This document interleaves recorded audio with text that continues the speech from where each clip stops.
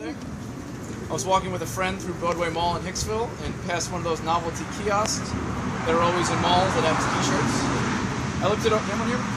Wait, Mike, I don't know if this is recording. Bridget's got it. Bridget, you videoing? Nope. I think it is. I don't know. Is it going? I don't know. Going. Okay, all right. We're good. We're good. We're good. Sorry. Where was I? Oh, yes, I was in the Broadway Mall.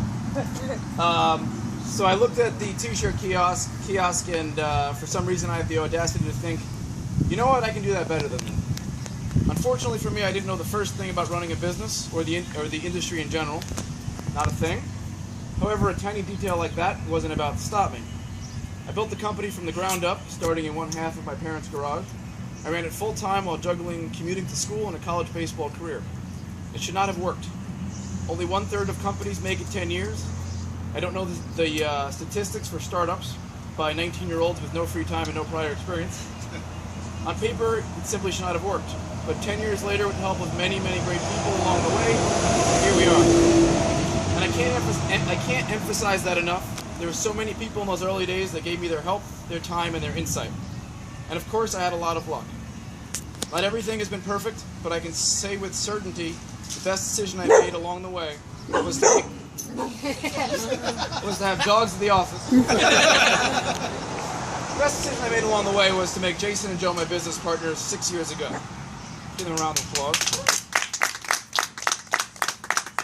I've had some time to reflect, and a lot has changed since when I started in 2005. There's so much I wish I knew then that I know now. So I decided to write some words to my 19-year-old self and give him some entrepreneurial advice for 10 years in the future.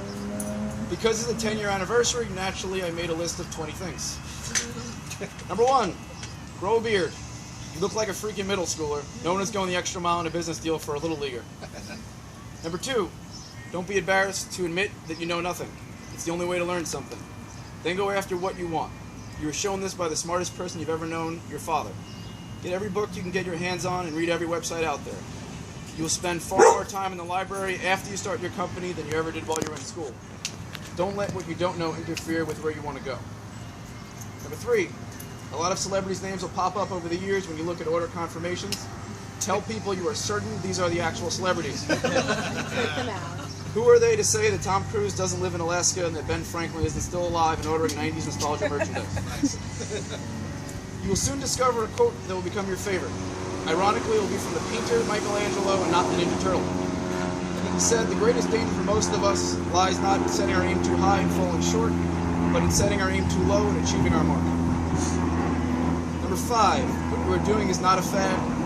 Ignore the naysayers. The future has internet and tangible goods too. Number 6, long before your company moves into actual office buildings, your parents will let you turn their garage into your office and warehouse.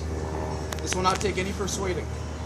Your mom will be your biggest fan, asking again and again, how's it going with the virtual business? And your dad will be the first person you bounce ideas off of. Once you grow out of that garage, they will then let you take up their basement with all your stuff.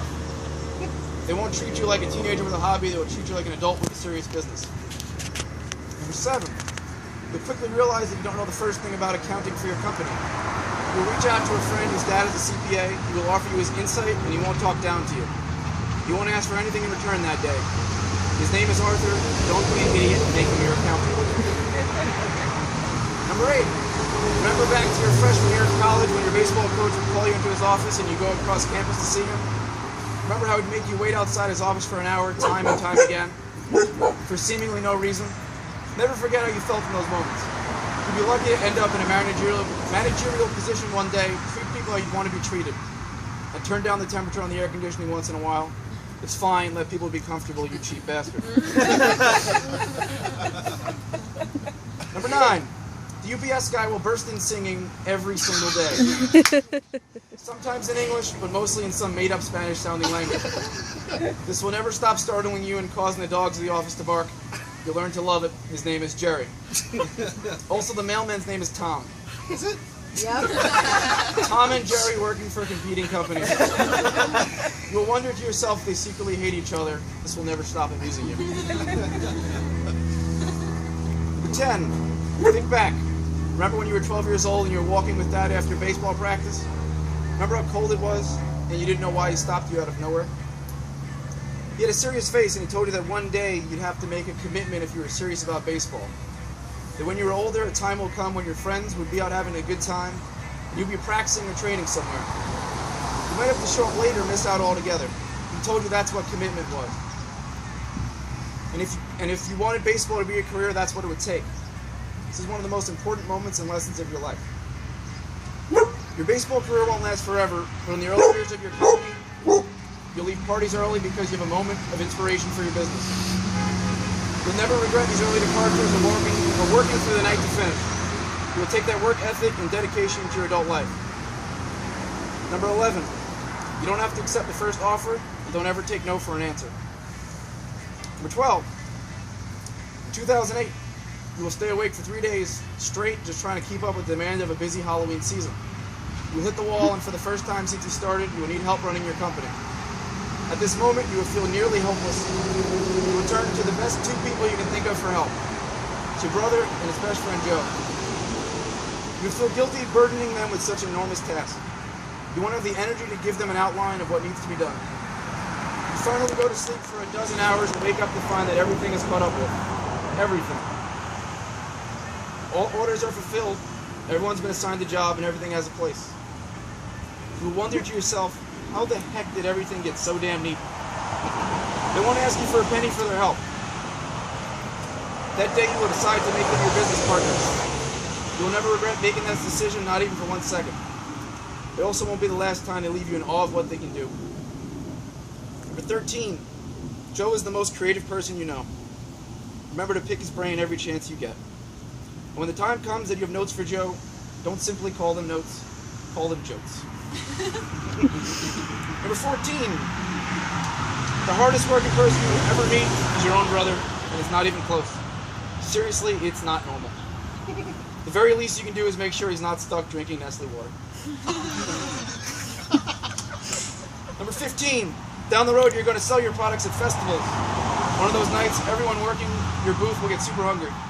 You'll walk over to the food vendor and trade a SpongeBob SquarePants t-shirt for an enormous bucket of chicken fingers and fries. Your staff will then happily be fed.